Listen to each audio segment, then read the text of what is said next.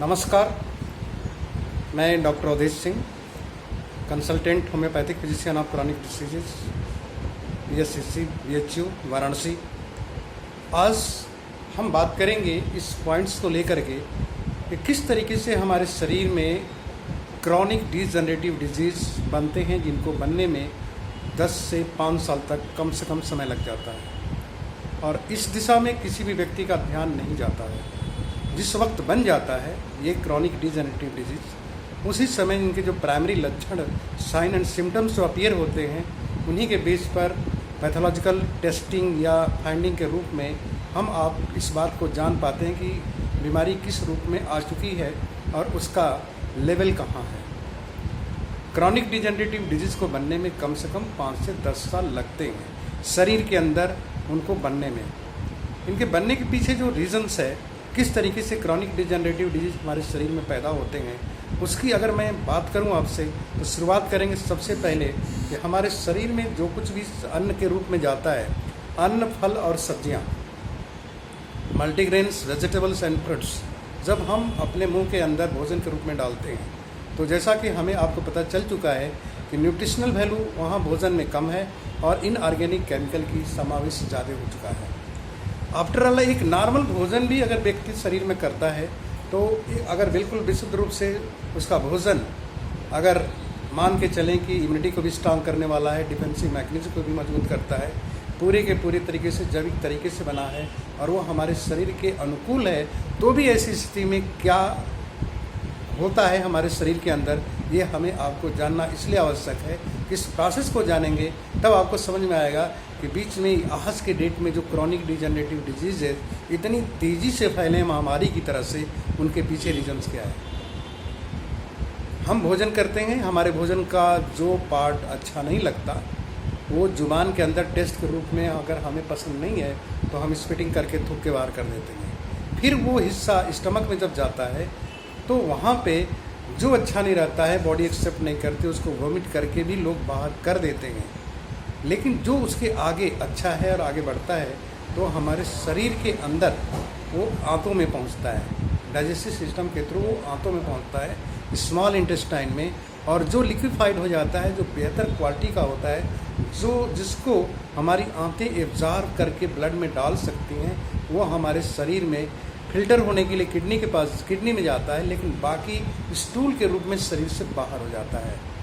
अब जरा सोच के देखिए, आप खाएंगे ढेर सारा, लेकिन जो जाने लायक रहेगा, बॉडी के अनुकूल होगा, वही बॉडी एक्सेप्ट करेगी। जो अनुकूल नहीं होगा, इतना लिक्विफाइड नहीं होगा, वो आपके शरीर में जाएगा ही नहीं। इसका अर्थ ये है कि भोजन करते समय आपको इन चीज़ों को ध्यान में रखना चाहिए, कौन बॉडी में जाने के लायक है और कौन केवल पेट भरने के लायक है।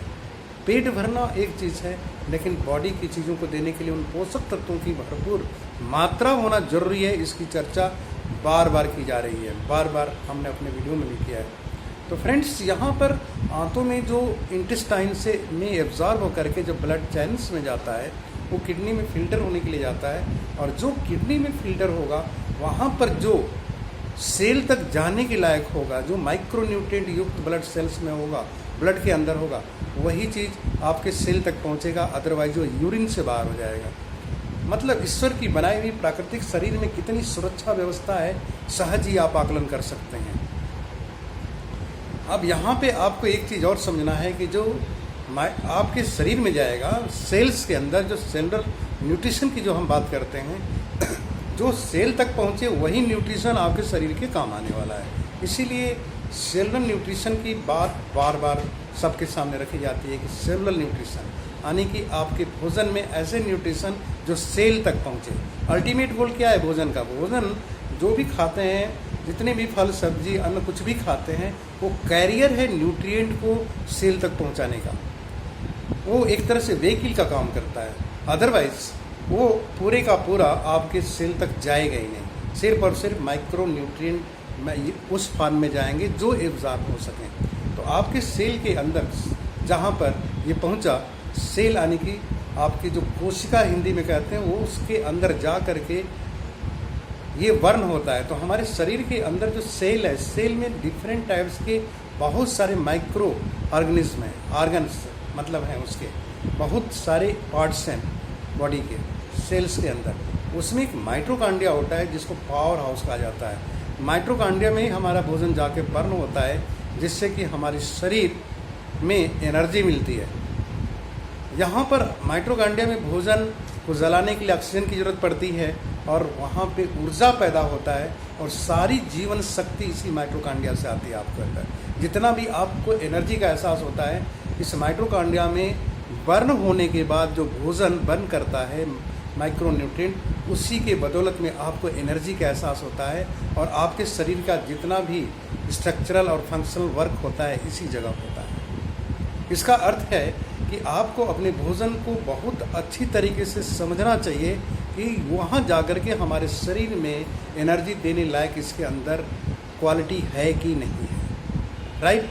अब एक नॉर्मल रूप में जब ये बर्न करता है आपके माइटोकॉन्ड्रिया के अंदर भोजन, तो वहाँ पर एनर्जी के साथ आपको कार्बन डाइऑक्साइड गैस और एक आस पैदा होती है, राख, जो माइक्रो लेवल पर होती है। इसी माइक्रो लेवल की जो आस होती है ना, उसी को हम कहते हैं फ्री रेडिकल, एक रेडिकल कहते हैं। और ये जब इकट्ठा हो जाता है, ढेर सारा रेडिकल हो जाता है, वो फ्री रेडिकल ऑक्सीडेटिव स्ट्रेस पैदा करता है, ऑक्सीडेटिव स्ट्रेस पैदा करता है और इन्हीं की वजह से डीजनरेटिव डिजीजेज पैदा होती हैं जो बहुत दिनों के बाद होती हैं। और ये डीजनरेटिव डिजीज आपके शरीर में उस वक्त दिखती हैं जब कुछ समय बीत चुका होता है और आपके शरीर में इनके लक्षण दिखने लगते हैं। इसका अर्थ क्या है, बातें करने का मतलब क्या है?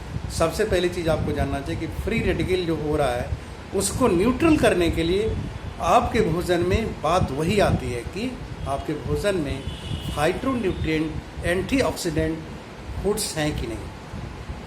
क्योंकि आपके हमारे शरीर में जो रिच सोर्स है फ्रूट्स एंड वेजिटेबल, उनके थ्रू ये मिलता है।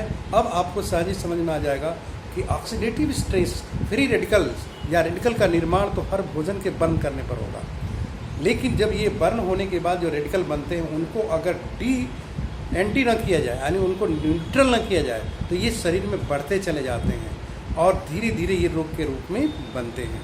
तो यहाँ पर आपको सहज ही समझ में आ जाना चाहिए कि आपके भोजन में अगर फ्री रेडिकल को डैमेज करने वाले फाइटोन्यूट्रिएंट बेस्ड कंपाउंड नहीं है, जिसमें विटामिन ए, सी, ई और प्लांट बेस्ड जो 25,000 टाइप्स के जो फाइटोन्यूट्रिएंट्स होते हैं, अगर वो नहीं हैं उनमें से, तो शरीर के उन अंगों पर असर पड़ेगा जो फाइटोन्यूट्रिएंट या आपके शरीर में एंटीऑक्सीडेंट नहीं है।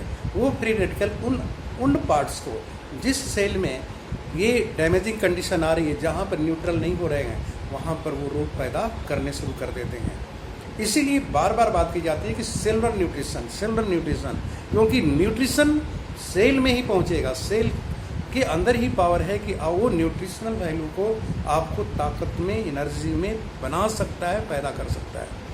तो आपके भोजन में अगर न्यूट्रिएंट वैल्यू नहीं है तो ये ऑक्सीडेटिव स्ट्रेस बहुत तेज़ी से पैदा होता है और ये कुछ समय के बाद नहीं, 5 से 10 साल लग जाता है इसको क्रॉनिक डिजेनरेटिव डिजीज बनने में, जिसका नाम diabetes, heart attack, BP, joints problem, visual impairment, baldness, ये ओबेसिटी, जितने भी आप आज के डेट में रोग देख रहे हैं, इस सब के पीछे न्यूट्रिशनल वैल्यू का लैकनेस है, फ्री रेडिकल डैमेज का प्रभाव है ये। और यहाँ पर इतना लंबे समय के बाद होना आपको सहज ही किसी भी मेडिसिन से केवल कंट्रोल सिस्टम ही केवल काम करता है, कंट्रोल कर सकता है, लेकिन जब तक आप फ्री रेडिकल डैमेज को दूर करने का काम नहीं करेंगे ये रोग बढ़ते जाएगा। इसीलिए डॉक्टर इसको केवल कंट्रोल पर काम करता है।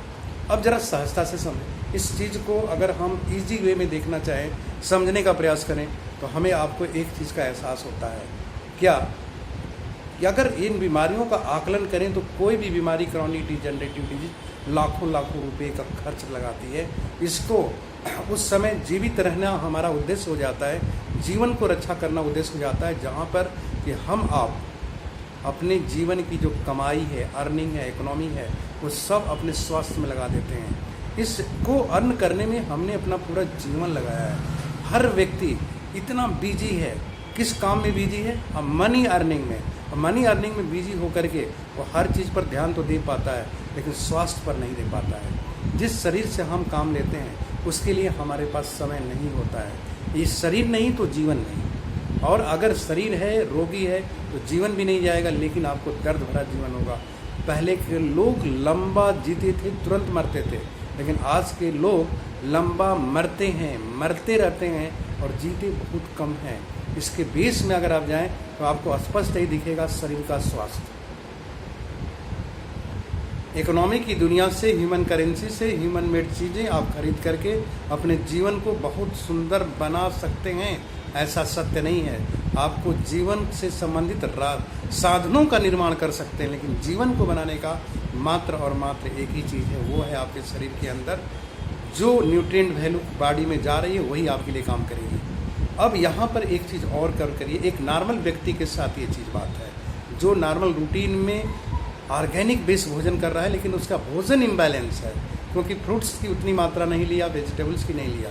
लेकिन जहाँ पर न्यूट्रिएंट वैल्यू ही कम है, जहाँ पर सॉइल के अंदर कम है और वो न्यूट्रिएंट वैल्यू से कम मात्रा वाला जो हमारी बॉडी को चाहिए वो नहीं है, तो वैसी चीज़ें अगर आपके भोजन में आपके सेल तक जा रही हैं, आपकी बॉडी में जा रही हैं, तो उन डिफिशेंसी से रिलेटेड बीमारियाँ किस फॉर्म में होंगी आप इसका अंदाज़ लगा सकते हैं। आज के डेट में हर व्यक्ति को देखें, मैक्सिमम लोगों को इस तरह का भोजन करते आप मिलेंगे ही नहीं। किस तरीके से भोजन करते हैं, जैसे लगता है कि ड्यूटी करते हैं। भोजन करने का अपना पास समय भी नहीं है। एक छोटा सा टिफिन में अगर कोई चीज़ ले करके जा रहे हैं तो आपको सहजता से समझना चाहिए कि ये बॉडी के अनुकूल है कि नहीं है। अगर नहीं है तो फिर आपके साथ क्या होने वाला है सहज ही आप समझ सकते हैं। तो मैं ये कह रहा था कि एक नॉर्मल व्यक्ति के भोजन में जब इस सारी चीज़ें हैं, तो जो व्यक्ति इस तरीके की जीवन शैली जी रहा है जिसमें फास्ट फूड की भरपूर उपयोग हो रहा है, भूख लगने पर आप किन चीज़ों का इस्तेमाल कर रहे हैं, बॉडी रिक्वायर्ड कर रही है, डिमांड कर रही है, लेकिन आप किन चीज़ों से भर रहे हैं। बॉडी की जो पहली ज़रूरत है वो है भूख को संतुष्ट करना। बॉडी डिमांड करती है भूख के रूप में, और भूख के रूप में जो चीज़ डालते हैं वही शरीर को मिलता है। अब सवाल इस बात का है कि बॉडी तो डिमांड करेगी कि हमें भूख लगी है, अब आप क्या खिला रहे हैं इस शरीर में जाएगा। अब यहाँ पर यही सबसे बड़ी गलती हो रही है कि हम इतने बिजी हैं अपने रूटीन लाइफ में कि सब कुछ के लिए सब कुछ हासिल तो कर ले रहे हैं, लेकिन स्वास्थ्य गंवा दे रहे हैं। अब स्वास्थ्य की कीमत पर हम इतनी सारी बीमारियाँ और इतने सारे कार्य की व्यस्तता दिखाते हैं कि हमें आपको यही नहीं समझ में आ रहा है कि हमारे पर्पज़ ऑफ लाइफ क्या है, अल्टीमेट गोल क्या है ज़िंदगी का। एक अच्छे जीवन जीना, और अच्छे जीवन जीने के लिए जो इम्पॉर्टेंट चीज़ है दैट इज़ कि आपके पास स्वास्थ्य का होना। धीरे धीरे लोग बीमारियों की तरफ बढ़ते गए। ये वर्षों से ये आकलन लेकर के देखेंगे तो आपको दिखेगा कि हर आदमी का कदम पुरानी बीमारियों की तरफ बढ़ रहा है। हमारे बढ़ते कदम बीमारी की तरफ, एक बहुत बड़ा स्लोगन है ये, स्वास्थ्य की तरफ नहीं। जीवन की जितनी भी चीज़ें आपको चाहिए वो सारी चीज़ें आपको मिल तो रही हैं, लेकिन स्वास्थ्य की दिशा में नहीं, अस्वस्थ बनने की दिशा में। अब इसी जगह हमें आपको इस बात को बहुत गहराई से समझना चाहिए।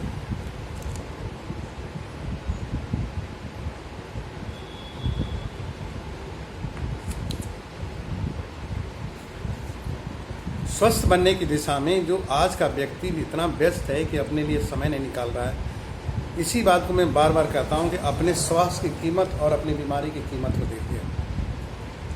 हमारी आपकी व्यस्तता का परिणाम बीमारी, क्रॉनिक डिजेनरेटिव डिजीज़ है, जिसका लाभ किसके पास जा रहा है? आपकी पूरी कमाई कहाँ जा रही है? हॉस्पिटल की तरफ। हॉस्पिटल की तरफ जाना, क्या ये स्वस्थ कदम है हमारा कि बीमारी की तरफ जाना है? और वहाँ पर भी जा कर के ऐसा नहीं कि आपको जो हेल्थ है रिटर्न आ जाएगा, आप पुनः स्वस्थ हो जाएंगे, ऐसा कुछ नहीं होने वाला है। जितने भी सारे क्लेम हैं हेल्थ के या आपकी फैसिलिटी दी जाती है, सब बीमारी के बाद दी जाती है। स्वस्थ रहने का क्लेम नहीं है आपके पास। ये नाम रहेगा स्वास्थ्य केंद्र, लेकिन वहाँ बीमार होके जाएंगे। नाम रहेगा वहाँ पर हेल्थ सेंटर, लेकिन वहाँ जाएंगे बीमार होने के बाद। अर्थ दिमाग में अगर आपके डाल दी जाए कि आप बीमार केंद्र पर जा रहे हैं, अस्वस्थ केंद्र पर जा रहे हैं, तो आपके दिमाग में घंटी बजेगी कि कहाँ मैं जा रहा हूँ? बीमार वाली जगह पे, जहाँ बीमार लोग जाते हैं। नाम बहुत खूबसूरत है स्वास्थ्य केंद्र, लेकिन बीमार होने के बाद जाते हैं। अगर दिमाग में एक बात समझ में आए कि मेरा इतना सुंदर शरीर, इतनी सुंदर पहनावा, सब कुछ के बाद शरीर में कहीं ना कहीं कुछ गंदगी और कुछ दाग लग गया है, तो आपको अच्छा नहीं लगेगा। उसी तरह शरीर में अगर इस बात का एहसास पहुँचे कि आपके शरीर में एक ऐसा रोग हो गया है जो आपको बीमार की श्रेणी में डाल दिया है, तो ऐसी स्थिति में आपको अलर्टनेस आएगी। लेकिन आपको क्या लगता है कि नहीं, मैं स्वास्थ्य केंद्र पर जा रहा हूँ और वहाँ से मैं ठीक होकर के वापस आऊँगा। ये स्वास्थ्य केंद्र वाला जो शब्द है ना, उसका अर्थ अलग है। स्वास्थ्य केंद्र के लिए क्या कहाँ जाते हैं लोग? स्वस्थ बने रहने के लिए लोग क्या करते हैं? नियमित व्यायाम करते हैं, उसमें एक्सरसाइज किसी भी फॉर्म के हो सकते हैं, योग करते हैं, आसन करते हैं, नियम को पालन करते हैं, अपने स्वास्थ्य के सारे नियमों को पालन करते हैं, वो स्वास्थ्य केंद्र है। स्वस्थ रहने के लिए स्वस्थकारी भोजन करने जाते हैं, स्टॉल पे लगी या कहीं भी फास्ट फूड स्टॉल हो, वहाँ पर स्वास्थ्य केंद्र नहीं है। वहाँ पर जो अपने स्टमक को डालने वाले हैं वो ज़्यादा से ज़्यादा फ्री रेडिकल पैदा करने लायक ही न्यूट्रिएंट आपको बॉडी में ले जाने वाला है, जो ऐसी कैलोरी जो आपकी बॉडी बर्न नहीं कर पाएगी, इतनी तो क्षमता ही नहीं है। क्योंकि जो कैलोरी युक्त भोजन हम लोग करते हैं जिसमें कि कैलोरी की मात्रा ज़्यादा है, न्यूट्रिएंट वैल्यू कम है, ये ज़्यादा से ज़्यादा आपके भोजन में आ गया है। फास्ट फूड में आप गौर करेंगे तो आपको टेस्टी चीज़ें हैं जिनके अंदर आपको आपके शरीर में कैलोरी तो मिल जाएगी, प्रचुर मात्रा में मिलेगी, लेकिन कैलोरी को बर्न करने के लिए जो न्यूट्रिएंट इस शरीर को चाहिए वो नहीं है आपके पास। तो ऐसे में कैलोरी, बैड कैलोरी जमा होती है और किसी न किसी फॉर्म में रोग के रूप में आती है। मैं यहाँ ये कह रहा था कि आप अपने भोजन को चेक करिए और इसके परिणाम से परिचित रहिए हमेशा। कि आप जब भी आप स्वास्थ्य केंद्र की बात करेंगे, दिमाग में घंटी बजनी चाहिए कि मैं बीमार केंद्र पर जा रहा हूँ, स्वस्थ होने नहीं जा रहा। स्वस्थ होने की दिशा किधर है? स्वास्थ्य केंद्र की तरफ। और स्वास्थ्य केंद्र यहाँ इंडिया में माइंडसेट है नहीं, हमारे भारतीय जीवन शैली में पहले थी, हम लोग के पास था। लोग अखाड़े में जाते थे या एक्सरसाइज करने जाते थे, शाम के समय घूमने खेतों में निकलते थे, सुबह के समय में खेतों में जाते थे। वो स्वास्थ्य की जगहें थी जहाँ पर शुद्ध वायु के साथ शारीरिक कर्म होते थे, मेहनत होते थे। वो हम आप तो कर नहीं रहे और हमें आपको करने की ज़रूरत भी नहीं है, क्योंकि हमारे मनी अर्निंग का तरीका ही अलग है। लेकिन मनी अर्निंग का तरीका हो करके आपको पैसे से भरपूर तो कर सकता है, लेकिन क्या स्वस्थ रहने के लिए पैसा काफ़ी है? आपको स्वस्थ की दिशा में तो जाना ही जाना पड़ेगा, नहीं तो बीमार केंद्र की तरफ जाना पड़ेगा। जितने भी हॉस्पिटल्स हैं आज के डेट में, हम कभी अगर स्वस्थ की दिशा में सोचते तो इतने तरह के हॉस्पिटल खुलते, स्पेशलिटी सेंटर खुलते। सबकी जड़ में जाकर के आप एक बार सोचिए कि यह इनको खुलवाने वाला, इनकी जो मात्रा है आज के डिफरेंट टाइप्स के स्पेशलिटी सेंटर है, उसके रीजन में क्या है? अस्वस्थता। सिर्फ और सिर्फ एक रीजन है, अस्वस्थ होना।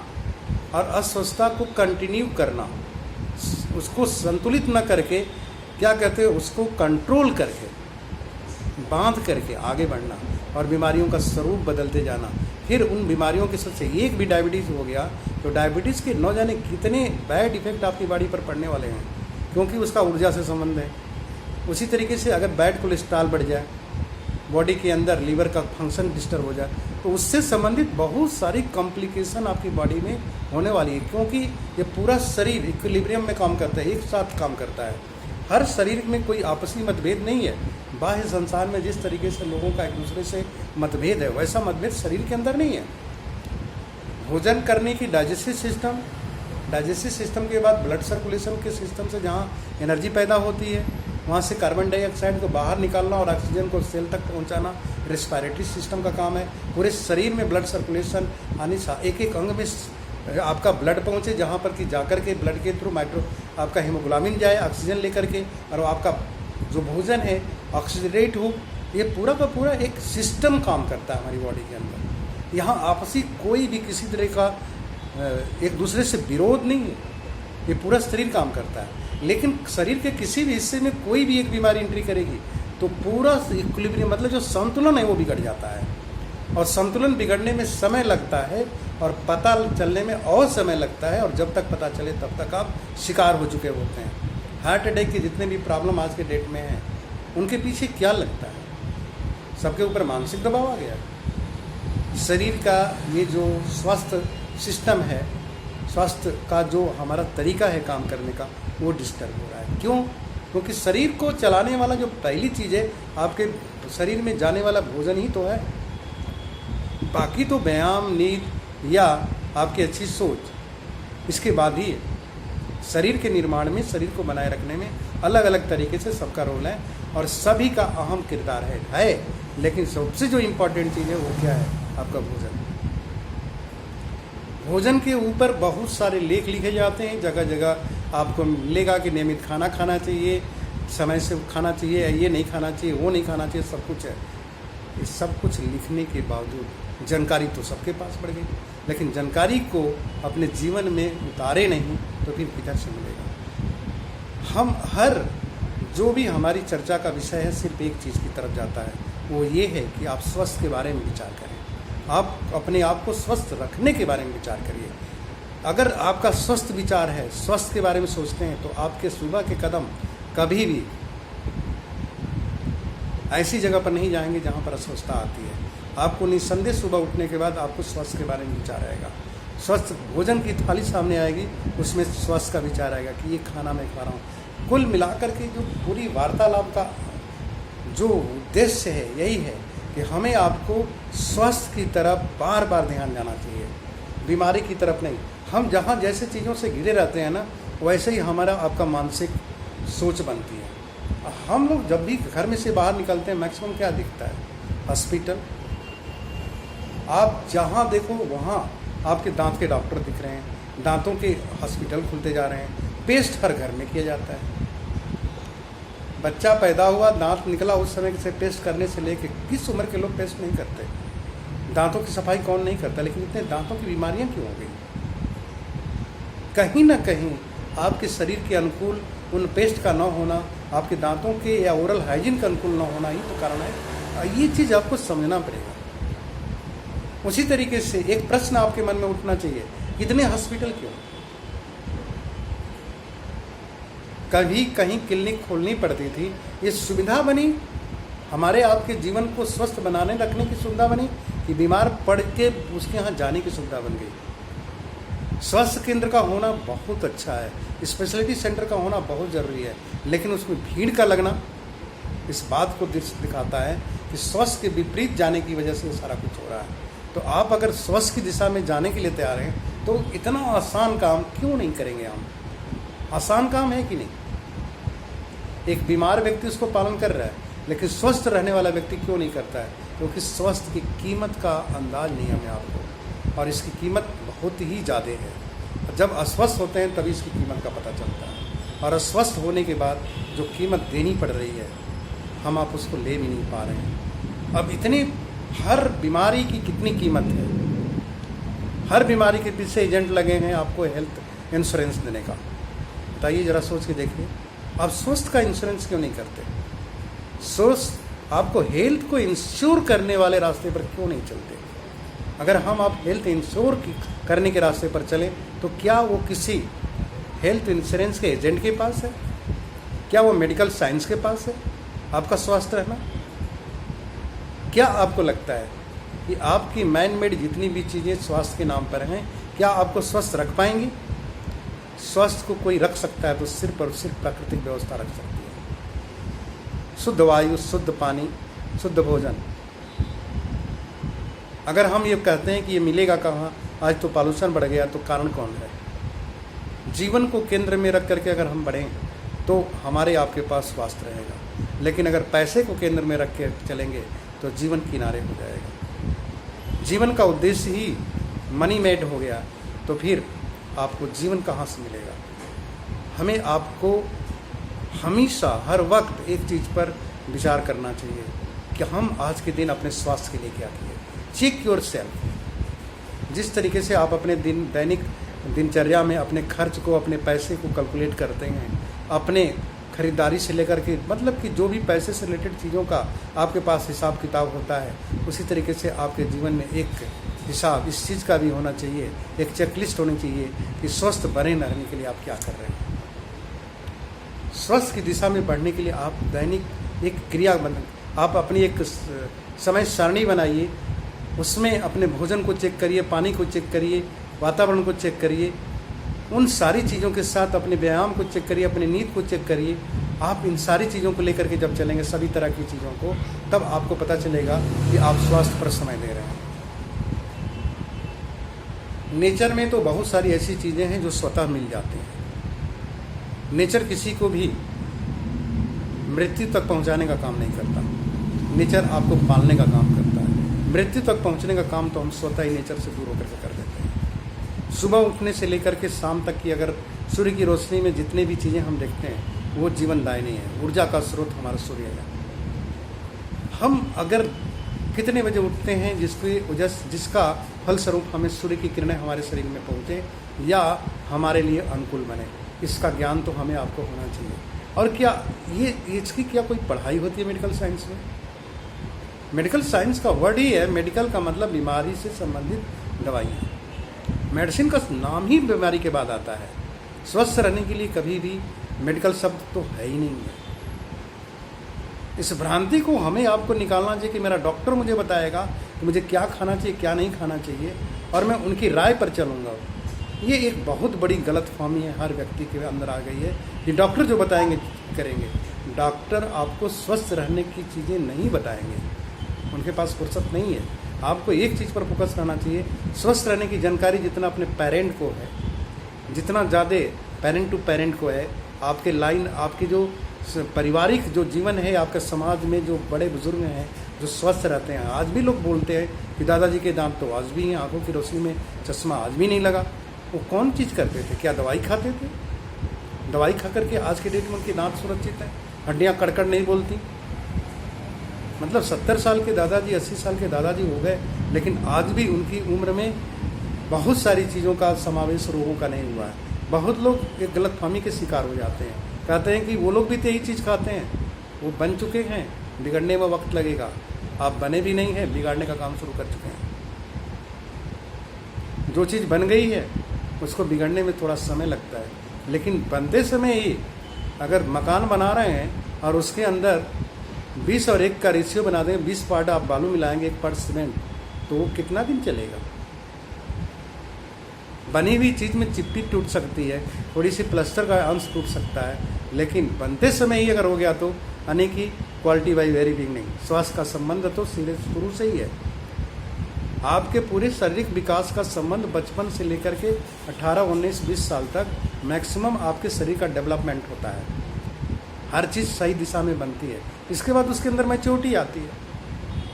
तो जो आपके शरीर का निर्माण की प्रक्रिया है, बहुत सारे ऑर्गन्स प्यूबर्टी के बाद भी बनते हैं, 20 साल 25 साल भी जाते हैं, लेकिन जो जिसका पीरियड कंप्लीट हो गया, बन जाने का समय पूरा हो गया, उसमें सिर्फ और सिर्फ आप क्वालिटी अब नहीं चेंज कर सकते, उनके अंदर केवल आप मेंटेनेंस लेके चल सकते हैं। इसलिए क्वालिटी बाई वेरी बिगनिंग, आज के बच्चों का स्वास्थ्य की दिशा में हमें आपको बड़े सतर्क रहने की जरूरत है। जो बच्चे जिस तरह का भोजन कर रहे हैं उनका भविष्य बहुत ही ज़्यादा भयावह है। ये जितने भी चाइल्ड स्पेशलिस्ट सेंटर, जितने भी चाइल्ड बिहेवियर के नाम पर, स्वास्थ्य केंद्र के नाम पर जितने खुलते हैं, बड़ी ही तकलीफदेह चीज़ें। आप अपने आप को सुरक्षित महसूस कभी मत करिए कि ये डॉक्टर हैं तो आपके बच्चे सुरक्षित हैं। आपके बच्चे तभी सुरक्षित हैं जब स्वास्थ्य की चीज़ों को खाते हैं, स्वास्थ्य के मापदंड पर रहते हैं। मजबूरी में खाना एक चीज़ है, लेकिन बार बार खाना बहुत गलत है। और हमेशा एक स्लोगन लेके चलिए, tasty things only to taste. पेट भरने के लिए, टेस्ट करने के लिए खाइए। चलो टेस्ट कर लिया, अच्छा था। पेट भरने की चीज़ क्या है? जिसमें न्यूट्रिशस फूड्स है, डिलीशियस न्यूट्रिशस फूड हो, न्यूट्रिशन से भरपूर हो, पोषक तत्वों से भरपूर, उससे पेट भरना चाहिए। और पेट भर खाइए, भार पेट मत खाइए। पेट भरना चाहिए, भार के मत पेट जाइए। तो ये बहुत आवश्यक है स्वस्थ रहने के लिए। तो आपके भोजन में अपने शरीर का, अपने बच्चों का भोजन रोज चेक करिए। जो मिले खा लेंगे, बहुत अच्छी बात है, लेकिन जो मिले, जो भी मिलता है बहुत अच्छा होता है। शर्त सिर्फ एक चीज़ है, महंगी हर वो चीज़ है जो ह्यूमन माइंड का इस्तेमाल हो गया है। आलू अगर 20 रुपये किलो है तो कुरकुरे 200 रुपये किलो हो जाता है। चिप्स, ये ह्यूमन मेड माइंड है। किसी भी चीज़ को जब रिफाइनरी वे में यूज़ करना शुरू करते हैं, उसकी कीमत ज़्यादा है। प्राकृतिक चीज़ों की कीमत तो बहुत कम होती है, कितना भी महंगा हो जाए बहुत कम होता है, रादर दैन ह्यूमन मेड चीज़। और ह्यूमन मेड चीज़ जितनी भी हैं आपको टेस्ट के ऊपर ज़्यादा हैं, न्यूट्रिशन के ऊपर नहीं।